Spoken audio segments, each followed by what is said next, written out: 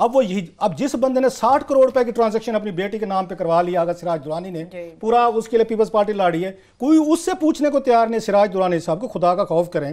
آپ نے بھٹو صاحب کا لہو کیسے بیچ رہے ہیں، مطلب بھٹو صاحب پہ سارے الزامات لگ سکتے ہیں، کم از کم یہ تو نہیں تھا انہوں نے فائنانشیل انہوں نے آ کے چیز کی. اور بات بھی عامر نے جو کی ہے، یہ گینگ اپ اس لیے ہوئے ہیں کہ یہ سب اس میں شامل ہیں، یہ کرتے ہیں. اب لاسٹلی انہوں نے بات کی، وہ نعرے جو انہوں نے لگائے ہیں کہ یہ جو نیب زدگی ہے اس کے پیچھے وردی ہے.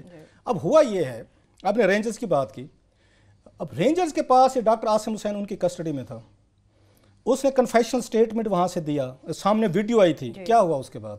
اسی ڈاکٹر عاصم حسین کو بیلز بھی انہوں نے دلوائیں، وی آئی پی رومز میں بھی رکھا، رینجرز کی کسٹڈی میں رہا سر، ساری فیسلٹیز بھی لیں. آج بھی پھر اس کو اس گراؤنڈ پہ کہا گیا کہ پاکستان سے باہر چلے جائیں کہ ہیلتھ ٹھیک نہیں ہے. ویسے ٹھیک تھے، عدالت میں آج ان کی ہیلتھ خراب ہو گئی ہے، خراب ہوئی ہے، ویسے ٹھیک تھے اور عدالت نے کہا ہے کہ جناب بالکل اپنی مرضی سے جائیں. حالانکہ اپنا ہاسپیٹل ابھی اگر جو بندہ اپنے ہاسپیٹل کو اس قابل نہیں سمجھتا اس کو بھی رعایت مل گئی ہے، جس پہ 462 بلین روپیز کا کیس تھا. عزیر بلوچ صاحب ان کا بھی خبریں لگوائیں کہ انہیں رینجرز نے لوگوں نے، اس کے بھی کنفیشنل سٹیٹمنٹ ہے، چیزیں آئیں. وہ کدھر گئے عزیر بلوچ صاحب جن کے گھر پہ کٹ ہوتے تھے؟ سوال یہ ہے کہ جب ہماری اسٹیبلشمنٹ بھی اس طرح کے یہ پیٹریاٹک گیمز میں کھیلنی ہوتی ہیں آپ نے، کہ کبھی آپ نے رسی ڈھیلی کر دینی ہے، کبھی آپ نے کلین کے نیچے سے آپ نے پیروں کے نیچے سے کلین کھینچنا ہے، کبھی آپ نے ڈیل کرنی ہے، کبھی ڈیل دینی ہے.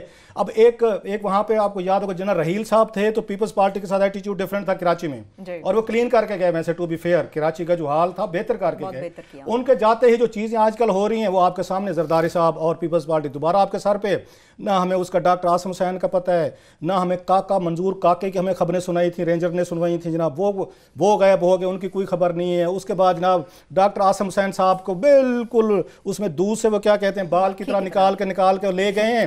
اب انہوں نے نیا بندہ پکڑ لیا ہے سر. سو میں کوئی اس ڈومز ڈے سیناریو میں نہیں جانا چاہتا، میں ڈسپینڈنسی کا یا مایوسی کا نہیں ہو. ریکارڈ یہی ہوتا ہے کہ یہ یا ڈیل دیتے ہیں یا ڈھیل دیتے ہیں، لہٰذا وہ نعرے اس لیے لگا رہے تھے کہ جناب آپ ذرا ڈھیل دیں یا ہمیں ڈیل دیں.